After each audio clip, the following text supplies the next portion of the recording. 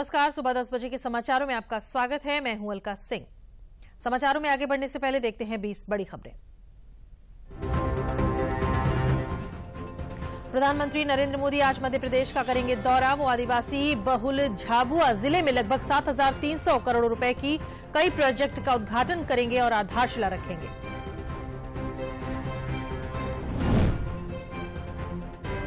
गृह मंत्री अमित शाह आज कर्नाटक के मैसूर में भाजपा कोर ग्रुप की बैठक में लेंगे हिस्सा। पार्टी कार्यकर्ताओं को लोकसभा चुनाव में जीत के लिए देंगे मंत्र।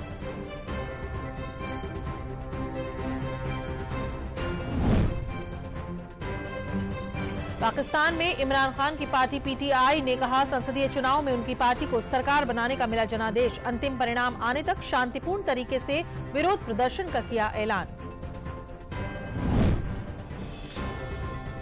प्रधानमंत्री नरेंद्र मोदी रोजगार मेले के तहत अंडमान निकोबार के 2,721 कैंडिडेट्स को जॉब लेटर बांटेंगे। पीएम मोदी कार्यक्रम में वीडियो कॉन्फ्रेंसिंग के जरिए जुड़ेंगे।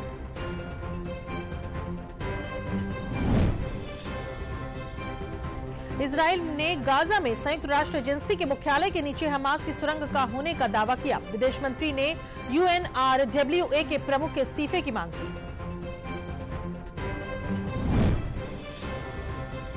आज मुख्यमंत्री योगी आदित्यनाथ के साथ उत्तर प्रदेश की पूरी सरकार अयोध्या में भगवान रामलला के दर्शन करेगी। विधानसभा अध्यक्ष सतीश महाना भी साथ होंगे।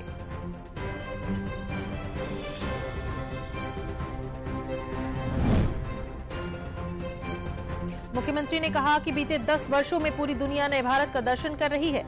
देश के अंदर सुरक्षा का बेहतर वातावरण बना है।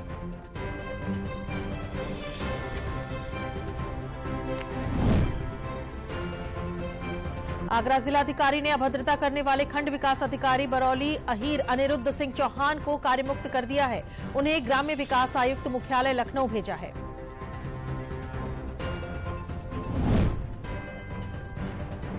उत्तर प्रदेश में लिफ्ट और एस्केलेटर में अगर कोई दुर्घटना हुई तो जवाबदेही होगी तय। यूपी लिफ्ट और एस्केलेटर विधेयक 2024 विधानसभा में पारित।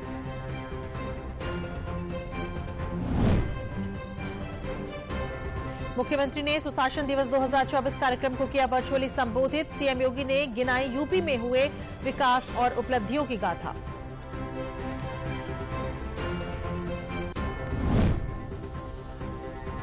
मुख्यमंत्री योगी आदित्यनाथ ने कहा, पहले की सरकारों ने यूपी के पोटेंशियल का नहीं किया बेहतर उपयोग। यूपी आज सुशासन के मॉडल के रूप में पूरे देश के सामने है।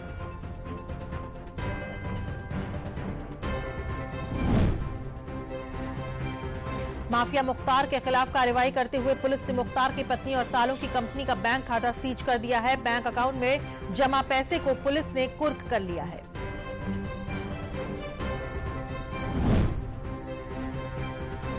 कांग्रेस के पार्टी के बड़े नेता और कल की धाम के पीठाधीश्वर आचार्य प्रमोद कृष्णम को 6 साल के लिए निष्कासित कर दिया है। कांग्रेस महासचिव केसी वेणुगोपाल ने एक बयान में जारी की इसकी जानकारी। उत्तर प्रदेश के परिषदीय और मान्यता प्राप्त 8वीं तक के विद्यालय सोमवार सुबह 9 से 3 बजे तक खुलेंगे। बेसिक शिक्षा परिषद के सचिव प्रताप सिंह बघेल ने आदेश जारी किया।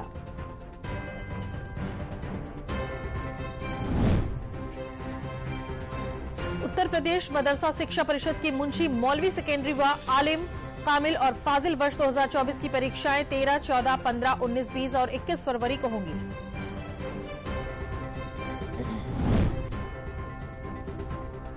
प्रभु राम की नगरी अयोध्या में हर राम भक्त अपने आराध्य मर्यादा पुरुषोत्तम राम के दर्शन के लिए अयोध्या पहुंच रहा है। 22 जनवरी के बाद से राम भक्त ट्रेनों के माध्यम से यात्रा कर अयोध्या धाम पहुंच रहे हैं। सीर गोवर्धनपुर स्थित संत शिरोमणि श्री गुरु रविदास की जयंती पर प्रधानमंत्री नरेंद्र मोदी के आगमन को लेकर प्रशासनिक तैयारियां तेज हो गई हैं।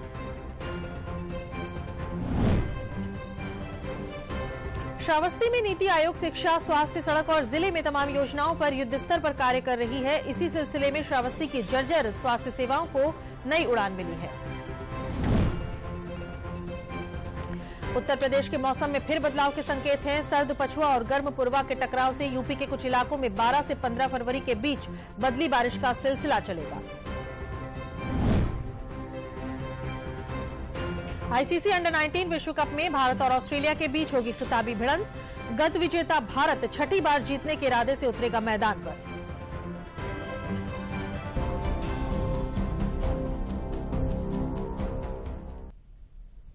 समाचारों में आगे बढ़ने से पहले लेते हैं ये विराम।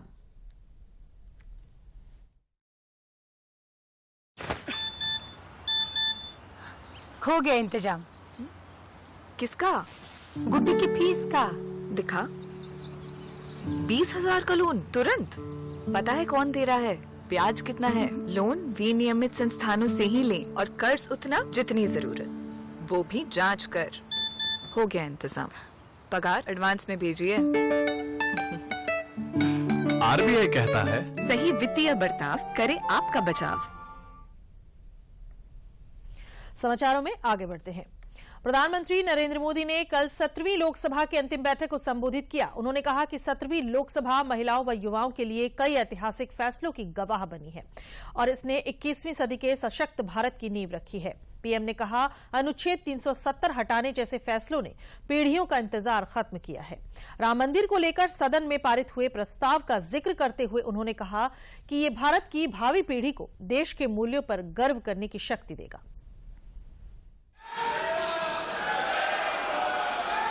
17वीं लोकसभा की अंतिम बैठक को संबोधित करने पहुंचे प्रधानमंत्री नरेंद्र मोदी का सदन में शानदार स्वागत हुआ। पीएम ने अपने संबोधन का आरंभ लोकसभा अध्यक्ष ओम बिरला का आभार जताकर किया। पीएम ने संतुलित और निष्पक्ष ढंग से सदन को चलाने के लिए लोकसभा अध्यक्ष को सराहा। साथ ही 17वीं लोकसभा के दौरान 97% कामकाज का जिक्र किया। नए संसद भवन में सेंगोल की स्थापना को पीएम ने आजादी के समय और उसके आदर्शों की याद दिलाने वाला बताया। पीएम ने कहा कि 5 वर्षों में देश सेवा में अनेक महत्वपूर्ण निर्णय किए गए हैं। देश ने रिफॉर्म, परफॉर्म और ट्रांसफॉर्म को साकार होते देखा और महामारी जैसी चुनौतियों के बाद भी 17वीं लोकसभा ने देश को उचित दिशा देने का प्रयास किया। पीएम ने नए संसद भवन की शुरुआत नारी शक्ति वंदन जैसे ऐतिहासिक कानून से होने को शानदार बताया। इस नए सदन की पवित्रता का एहसास उसी पल शुरू हो गया था जो हम लोगों को एक नई शक्ति देने वाला है और उसी का परिणाम है कि आने वाले समय में जब बहुत बड़ी मात्रा में यहाँ हमारी माताएं बहनें बैठी होगी, देश गौरव की अनुभूति। पीएम ने डेटा संरक्षण, परीक्षा में अनुचित साधनों के निवारण और अनुसंधान को बढ़ावा देने जैसे कानूनों को युवाओं के हित में किए गए बड़े कदम बताया। पीएम ने पीढ़ियों से अन्याय का शिकार मुस्लिम महिलाओं को 3 तलाक से छुटकारा दिलाने के कानून की भी सराहना की। पीएम ने ट्रांसजेंडरों के सशक्तिकरण के लिए किए गए उपायों की भी चर्चा की। पीएम ने कहा कि इन कदमों से ट्रांसजेंडरों को अपमान और अन्याय से मुक्ति मिल रही है। 17वीं लोकसभा के अहम फैसलों का जिक्र करते हुए पीएम ने नए आपराधिक कानूनों का विशेष रूप से उल्लेख किया। हम गर्व से कहेंगे, देश को, नई पीढ़ी को कहेंगे, आप अपने पोते पोती को कह सकेंगे गर्व से कि देश 75 साल भले दंड संहिता में जिया, लेकिन अब आने वाली पीढ़ी न्याय संहिता में जिएगी। पीएम ने कहा कि देश तेजी से बदलाव की तरफ बढ़ रहा है और इसमें 17वीं लोकसभा के सभी साथियों ने अपनी हिस्सेदारी निभाई है। पीएम ने कहा कि इस दौरान कई ऐसे फैसले हुए हैं जिनका इंतजार पीढ़ियों से था। इसी सदन ने आर्टिकल 370 हटा करके संविधान के पूर्ण रूप को, उसके पूर्ण प्रकाश के साथ उसका प्रकटीकरण हुआ। और मैं मानता हूं, जब संविधान के 75 वर्ष हुए हैं, जिन जिन महापुरुषों ने संविधान को बनाया है, उनकी आत्मा जहां भी होगी जरूर हमें आशीर्वाद देते होंगे। ये काम हमने पूरा किया। पीएम ने भावी पीढ़ी के उज्जवल भविष्य के लिए काम करते रहने की प्रतिबद्धता दोहराई। सदन में राम मंदिर पर हुई चर्चा का जिक्र करते हुए प्रधानमंत्री ने कहा कि इससे आने वाली पीढ़ी को देश के मूल्यों पर गर्व करने की संवैधानिक शक्ति मिलेगी। ये सही है कि हर किसी में ये सामर्थ्य नहीं होता है कि ऐसी चीजों में तो कोई हिम्मत दिखाते हैं, कुछ लोग मैदान छोड़ के भाग जाते हैं, लेकिन फिर भी भविष्य के रिकॉर्ड को देखेंगे तो आज जो व्याख्यान हुए हैं, जो बातें रखी गई हैं, उसमें संवेदना भी है, संकल्प भी है, सहानुभूति भी है और सबका साथ सबका विकास के मंत्र को आगे बढ़ाने का उसमें तत्व। प्रधानमंत्री ने कहा कि लोकतंत्र और भारत की यात्रा अनंत है। पीएम ने कहा कि ये देश किसी मकसद के लिए है, इसका एक लक्ष्य है, ये पूरी मानव जाति के लिए है। पीएम ने कहा कि आज दुनिया भारत के सामर्थ्य को स्वीकार कर रही है। अगले चुनाव का जिक्र करते हुए पीएम ने विश्वास व्यक्त किया कि पूरा विश्व भारत की लोकतांत्रिक शान को देखेगा। पीएम ने सदन के सभी साथियों का आभार जताया। कभी कभी हमले भी इतने मजेदार हुए हैं कि हमारे भीतर की शक्ति भी खिल करके निकली है, और मेरा तो परमात्मा की कृपा रही है कि मुझे जो चुनौती आती है तो जरा और आनंद आता है। हर चुनौती को हम सामना कर पाए हैं, बड़े आत्मविश्वास और विश्वास के साथ हम चले हैं। 17वीं लोकसभा की अंतिम बैठक में प्रधानमंत्री का संबोधन सदन की 5 साल की उपलब्धियों और ऐतिहासिक फैसलों को रेखांकित करने वाला रहा। साथ ही इसमें अमृतकाल में विकसित होने के देश के मजबूत इरादे की झलक भी नजर आई। युवा शक्ति और नारी शक्ति सहित सबके प्रयास से विकास के मार्ग पर आगे बढ़ते रहने की प्रतिबद्धता प्रधानमंत्री के संबोधन में साफ देखी जा सकती थी। Bureau report, DD news. पूर्व निर्धारित कार्यक्रम के अनुसार उत्तर प्रदेश के विधायक आज सुबह श्री रामलला के दर्शन के लिए अयोध्या रवाना हो गए हैं। गौरतलब है कि उत्तर प्रदेश के मुख्यमंत्री योगी आदित्यनाथ और स्पीकर सतीश महाना ने विधायकों को रामलला के दर्शन करने के लिए आमंत्रण दिया था। सभी विधायकों को उनके पति पत्नी के साथ जाने का मौका मिला है। सभी विधायक के लिए उत्तर प्रदेश परिवहन विभाग द्वारा लग्जरी बसें उपलब्ध कराई गई हैं। रवाना होने से पहले विधायकों ने जय श्री राम के नारे लगाए।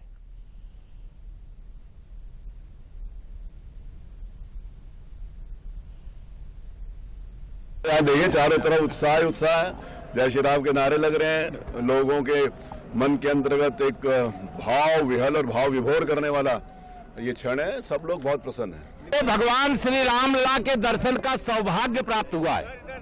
रामलला विराजमान हो गए, प्राण प्रतिष्ठा हो गई है। मुझे 22 जनवरी को भी रहने का सौभाग्य मिला था और आज भी दर्शन करने का सौभाग्य मिलने वाला है, और हम सभी अपने सम्मानित दोनों सदनों के सम्मानित सदस्यों के साथ प्रस्थान कर रहे हैं। जय श्री राम। हमेशा लगता है तो आज भी वैसे ही लग रहा है, पर हाँ अपने विधायक साथियों के साथ जा रहे हैं, ये और अच्छा लग रहा है। अखिलेश यादव जी ने उन्होंने कहा कि हम जाएंगे। उन्होंने ये नहीं कहा कि वो दर्शन करने नहीं जाएंगे, उन्होंने कहा वो जाएंगे पर अपनी सहूलियत पे जाएंगे। भारतीय जनता पार्टी का चलो गांव की ओर कार्यक्रम शुरू हो चुका है। इसमें वाराणसी में किस तरह से भाजपा गांव में प्रयास कर रही है, देखिए इस रिपोर्ट में।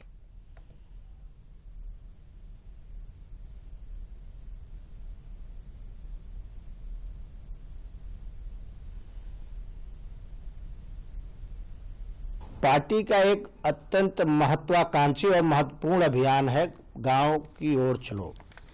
गांव चलो अभियान के तहत ये विधानसभा सेवापुरी के गौर गांव में आज मैं आया हूं, और यहां आने के बाद ये बूथ नंबर 232 है। पार्टी ने यह तय किया है कि पार्टी के सभी छोटे बड़े कार्यकर्ता पदाधिकारी जनप्रतिनिधि 24 घंटे का एक एक गांव में प्रवास करेंगे। तो पार्टी ने मुझे यह तय किया था इस विधानसभा सेवापुरी के गौर ग्राम सभा में और बूथ नंबर 232 में आने का मुख्य उद्देश्य है, पार्टी की जो योजना है पहला जाकर के सांगठनिक कार्यों को पूरा करना है। हमने आकर के सर्वप्रथम यहाँ पर अपने भारतीय जनता पार्टी के बूथ समिति की बैठक किया।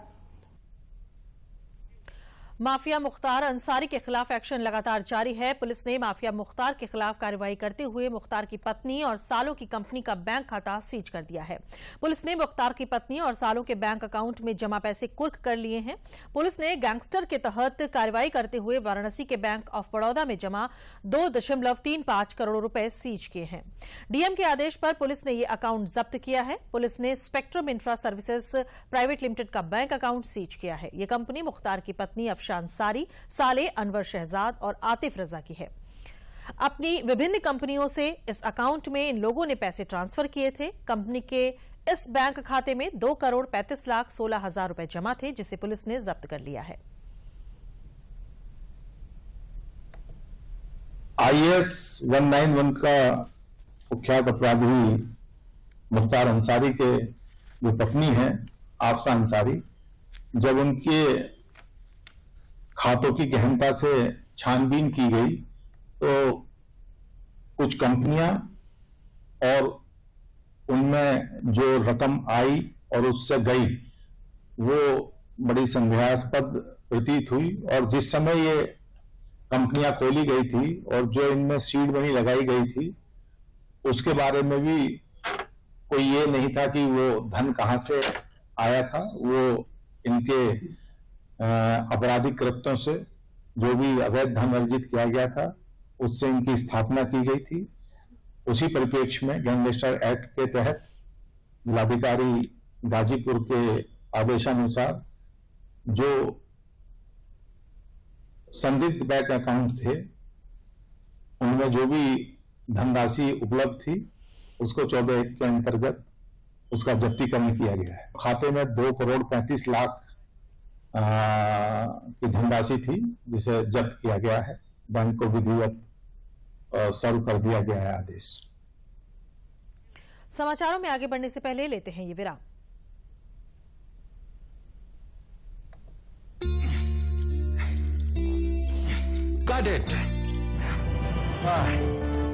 सोचिए अगर असल जिंदगी में ऐसी हालत हो तो कितनी मुश्किलें होती हैं, लेकिन शुक्र है बैंकिंग के लिए नहीं।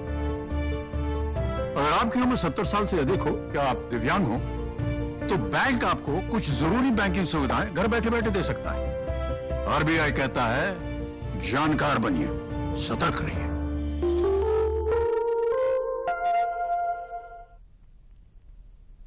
प्राकृतिक सौंदर्य जहां मौजूद हो और वहां पर ही धार्मिक स्थल हो तो लोग पहुंचेंगे ही। और सोने पर सुहागा केंद्र सरकार और उत्तर प्रदेश सरकार के विकास कर रहे हैं। ऐसा ही नजारा है मार्कंडेय महादेव का। देखिए इस रिपोर्ट में। मार्कंडेय महादेव भगवान का एक नाम और प्रसिद्धि इतनी कि लगातार श्रद्धालु आते हैं यहाँ पर। मैं मां गंगा की गोद में हूँ, कैथी कहते हैं इस जगह को। साथ ही वहां दूर गंगा और गोमती का संगम भी है जिन्हें आप देखने आ सकते हैं। किस तरह से देखते हैं ये जो पक्षी आ रहे हैं, प्राकृतिक सुंदरता है और जो पर्यटन के लिए लोग अगर आए, यहाँ पर्यटन के लिए बहुत ही अच्छा ये स्थान है और अभी काफ़ी विकास यहाँ पे हो गया है। दिन प्रतिदिन यहाँ पे श्रद्धालु बढ़ते जा रहे हैं, लोग आते हैं, दर्शन करते हैं। और हमारे मार्कंडेय महादेव जो मार्कंडेय ऋषि हैं वो आदि पुरुष हैं और वह चिरंजीवी, 8वें चिरंजीवी भी कहे जाते हैं। तो यहाँ ये बहुत ही दुर्लभ स्थान आप कह सकते हैं, एक गंगा गोमती के संगम पर। प्राकृतिक वातावरण है जो पर्यटन के लिए बहुत ही सुंदर माना जाएगा। आप क्या कहेंगे, चूंकि आप भी आए हैं यहाँ पर? तो हमारे प्राइम मिनिस्टर का जो सपना है कि सारे धार्मिक स्थल को डेवलप किया जाए, उसी कड़ी में मार्कंडेय महादेव जो बनारस से 20-25 किलोमीटर की दूरी पर है, यहाँ पर एक घाट बनाया गया है जो स्थानीय सांसद के द्वारा, बहुत खूबसूरत। इस समय तो साइबेरियन जो प्रवासी पक्षी आए हुए हैं इनको भी देखने के लिए वाराणसी शहर से लोग आ रहे हैं और बहुत अच्छा लग रहा है। यहाँ से लोग नहाकर मार्कंडेय जी का दर्शन करके एक पर्यटक स्थल के रूप में एक बहुत बढ़िया से स्थापित हो रहा है। प्रधानमंत्री का भी प्रयास है और मुख्यमंत्री का भी प्रयास है कि आसपास के लोगों को रोजगार मिले। ये साइबेरियन पक्षी, इनको चारा डालने के लिए यहाँ के लोग ही घाटों पर बेच रहे हैं। जो यात्री आ रहे हैं वो उनसे खरीदते हैं, साइबेरियन पक्षी को देते हैं। हमारे साथ नाविक हैं मुन्ना जी। मुन्ना भाई, आपको जो ये नाव आप चलाते हो, जो धार्मिक यात्री आ रहे हैं, किस तरह का आपका काम चल रहा है? हम यहाँ के नाविक हैं। हम यहाँ जो भी शरणार्थी यात्री आते हैं, मैं यहाँ से गंगा गोमती के तट तक लेकर घुमाकर उनसे अपने पेट पार्जन के लिए जो मिल जाता है वो हमको संतुष्टि से हम लोग संपन्न रहते हैं। ये साइबेरियन जो दूसरे देश से ये पक्षी आए हुए हैं और उनको भी लोग कुछ न कुछ खिलाते हैं, जो यहाँ पर जो लोग हैं वो बेचते हैं, तो उनको भी रोजगार मिल रहा है। कैमरा पर्सन मनीष सिंह के साथ doctor Harkesh Bahadur Singh Gautam, DD news, Markandeya Mahadev, कैथी, वाराणसी। औद्योगिक नगरी कानपुर नगर नानाराव स्मारक पार्क में बिठूर महोत्सव 2024 का शुभारंभ प्रदेश सरकार के ऊर्जा एवं वैकल्पिक ऊर्जा राज्य मंत्री सोमेंद्र तोमर, विधायक बिठूर अभिजीत सिंह सांगा, विधायक औरैया अजय प्रताप सिंह ने गंगा की आरती कर किया। इस अवसर पर सुप्रसिद्ध गायक कैलाश खेर द्वारा मनमोहक प्रस्तुति दी गई। 12 फरवरी तक चलने वाले बिठूर महोत्सव के दौरान विभिन्न सांस्कृतिक कार्यक्रम, नृत्य, रंगोली, स्लोगन, कला प्रतियोगिता, रामायण आधारित ड्रामा, गीत, नाटक प्रस्तुत किए जाएंगे। पत्रकारों से बात करते हुए ऊर्जा एवं वैकल्पिक ऊर्जा राज्य मंत्री सोमेंद्र तोमर ने बिठूर को ऐतिहासिक स्थल बताते हुए कहा कि महोत्सव के आयोजन द्वारा युवाओं और नागरिकों को संस्कृति से जुड़ने का अवसर मिलेगा।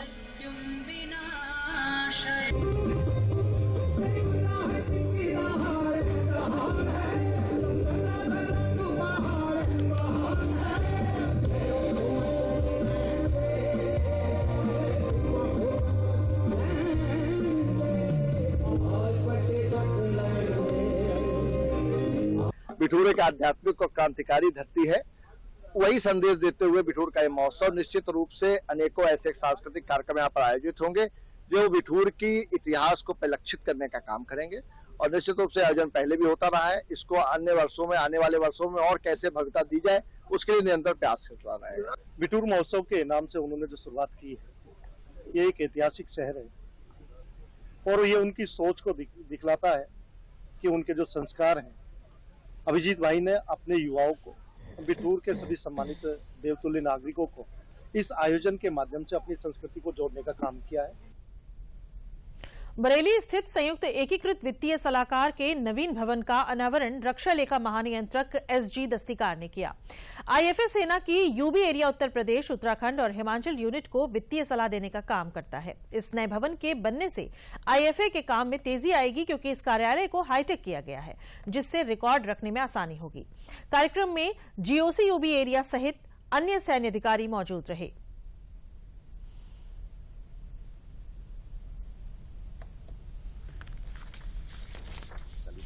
उसके लिए ये ऑफिस यहाँ पे स्टेब्लिश हुआ है। इनफैक्ट ये ऑफिस पहले जाट रेजिमेंट सेंटर के अंदर था, अभी ये नए प्रांगण में इसको स्थापित किया गया है। और जो दूर दराज से हमारे पास, उत्तराखंड के दूर दराज इलाकों से हमारे पास जो फाइल्स आती हैं, जो प्रपोजल्स आते हैं, उनका हम निस्तारण करते हैं फाइनेंस। नो डाउट यहाँ पे एक अच्छा वातावरण मिलेगा। रिकॉर्ड कीपिंग सबसे बड़ी बात है कि हम सर्विसेज का रिकॉर्ड कीपिंग रखते हैं ताकि हम ट्रैक कर सकें कोई चीज, कोई प्रपोजल पहले कैसे चल रहे हैं, नए प्रपोजल्स कैसे आ रहे हैं। तो सबसे बड़ी चीज रिकॉर्ड कीपिंग। इसके अलावा यहाँ पे अच्छा एटमॉस्फेयर रहेगा बैठने का और लोगों को अच्छा एक स्थान मिलेगा काम करने के लिए हमारे कर्मचारी।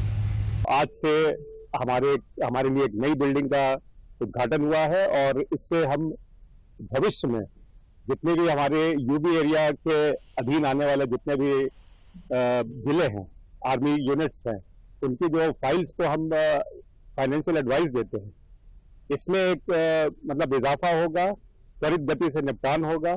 वित्तीय सलाहकार के रूप में हमारी टीम जो है ये अच्छे से काम कर पाएगी, पारदर्शिता पूरी रहेगी। तो मैं समझता हूँ कि ये भविष्य के लिए एक बड़ी अच्छी चीज हुई है और एक काफी दिनों से चिर प्रतीक्षित ये मांग चल रही थी कि एक नए इंडिपेंडेंट ऑफिस में बैठे, तो वो आज साकार होती दिख रही है। अयोध्या पहुंचे सदी के महानायक अमिताभ बच्चन ने जय श्री राम के नारे लगाए। अमिताभ बच्चन ने कहा कि 22 जनवरी को प्राण प्रतिष्ठा कार्यक्रम में शामिल हुआ और फिर अयोध्या पहुंचकर रामलला के दर्शन किए। अमिताभ बच्चन ने अयोध्या में एक जमीन भी ले रखी है। अमिताभ बच्चन ने कहा कि जब मैं कहीं जाता हूं तो लोग कहते हैं आप मुंबई में रहते हैं, यहां आना जाना नहीं होगा, कैसे आपके साथ ताल्लुक बढ़ाया जाएगा। तो बाबूजी हरिवंश राय बच्चन ने एक बात कही थी। एक कहावत है अवधि में, हाथी घूमे गांव गांव, जेके हाथी वही के पांव। ये सच है। हम इलाहाबाद में रहे, कोलकाता में रहे, दिल्ली में रहे, मुंबई में रहे, लेकिन जहां कहीं भी रहे कहलाए गए छोरा गंगा किनारे वाला। दरअसल अयोध्या पहुंचे अमिताभ बच्चन ने रामलला के दर्शन किए और उसके बाद शहर के सिविल लाइन स्थित एक ज्वेलर्स शोरूम का उद्घाटन भी किया। जब हम कई जगह जाते हैं तो वो लोग कहते हैं कि आप तो मुंबई में रहते हैं, यहाँ आना जाना नहीं होगा, कैसे आपके साथ ताल्लुक बढ़ाया जाएगा। जी, तो बाबूजी ने हमको एक बार छोटी सी एक चीज बताई थी। वो अवधि में, क्योंकि हमारी पैदाइश हुई थी इलाहाबाद में और उसके बाद हम दिल्ली रहे, कलकत्ता रहे, मुंबई में रहे। तो उन्होंने कहा आपका ताल्लुक है उत्तर प्रदेश से, तो वो कहते थे कि एक कहावत है अवधि में कि हाथी घूमे गांव गांव जेकर हाथी होकर नाव।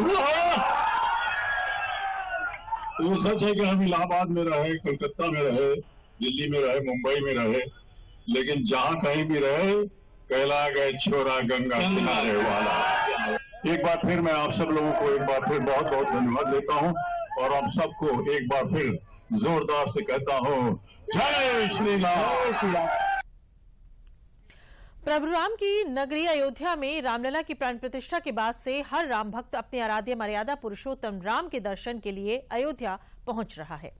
अगर अकेले मुरादाबाद रेलवे मंडल की बात की जाए तो 22 जनवरी के बाद से हर रोज हजारों की संख्या में राम भक्त ट्रेनों के माध्यम से यात्रा कर अयोध्या धाम पहुंच रहे हैं।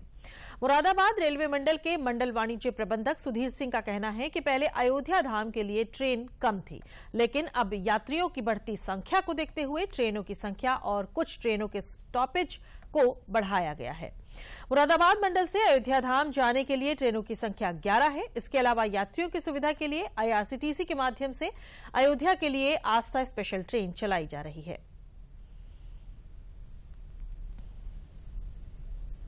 हमारे यहाँ डिवीजन से होके जाने वाली टोटल 11 ट्रेनें हैं जहां से अयोध्या धाम के लिए जाया जा सकता है, जिनके स्टॉपेज दिए गए हैं। 11 ट्रेनें डिफरेंट जगह से चलती हैं, जो कि मुरादाबाद, बरेली या बड़े स्टेशनों पर रुकती हैं। वहां से पैसेंजर बोर्ड डिबोर्ड कर सकता है और अयोध्या धाम जा सकता है।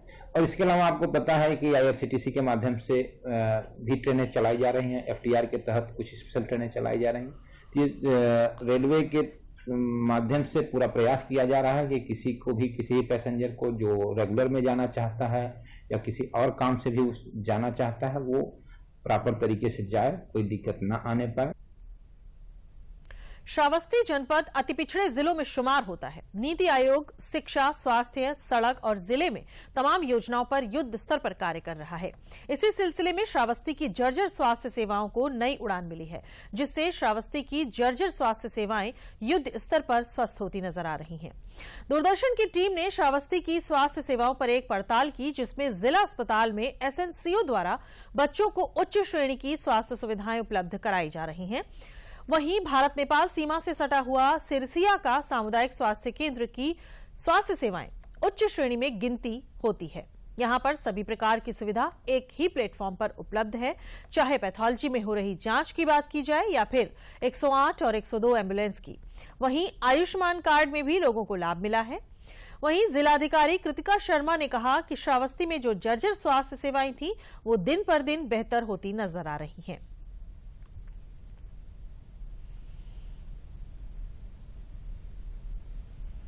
बहुत ज़्यादा फायदा हुआ है गोल्डन कार्ड से। आप सर समझिए, हम लोग मध्यम वर्गीय आदमी है जो है, और इस कार्ड से सर जो है इतना मतलब जो है फ़ायदा हो गया कि हमारे पिताजी की तबीयत खराब थी जो है, और उसके लिए 1 लाख से ऊपर जो है पैसा लग रहा था। सर अगर कार्ड हमारा नहीं बना होता तो कैसे हो पाता? तो आप समझिए सर, ये बहुत ही मतलब बढ़िया हमारे लिए हो गया है। पिताजी का हमारे जो ऑपरेशन हो गया बढ़िया से, जो है अच्छे से, पूरा पैसा सर हमारा बच गया उसमें, तो इससे सर बहुत ज़्यादा फायदा हुआ है। गोल्डन कार्ड मेरे परिवार में सभी का बना हुआ है, और इससे में सबसे बढ़िया बेनिफिट ये है कि एक बार मेरे पिताजी बीमार हो गए, तब उसका अहमियत हमको समझ में आया गोल्डन कार्ड का। तो मैंने अपने पिताजी का एडमिट किया, उनको चेस्ट में इन्फेक्शन हो गया था, तो मैं प्राइवेट हॉस्पिटल में उनको एडमिट कराया। तब उस गोल्डन कार्ड का मैंने भरपूर लाभ लिया, लगभग हमको 2 लाख तक का उस पर लाभ मैंने लिया गोल्डन कार्ड पे। आज मेरे पिताजी काफ़ी स्वस्थ हैं। बच्चे का डिलीवरी करवाना था, फिर उसके दूसरे दिन बीमार हो गया था। यहाँ पे रखे तो ठीक हो गया था, फिर 2-3 दिन के बाद बीमार हो गया था। अब ठीक यहाँ सुविधा सब मिल रहा है, पानी, नाश्ता, खाना। नीति आयोग के हिसाब से काफ़ी डेवलपमेंट हुआ है, मरीजों को अच्छी सेवाएं मिल रही हैं, इक्विपमेंट वगैरह लगभग पूरे हैं, और ये SNCO का जो बनाया गया है यहाँ पर चैम्बर, और डॉक्टर्स स्टाफ बहुत अच्छा काम कर रहे हैं। इवन UP में भी इसका अच्छा नाम है, मेंटेनेंस अच्छा है।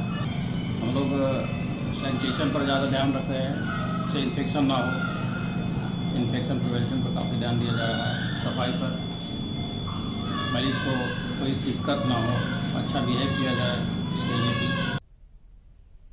इसी के साथ समाचारों का ये बुलेटिन समाप्त होता है। नमस्कार।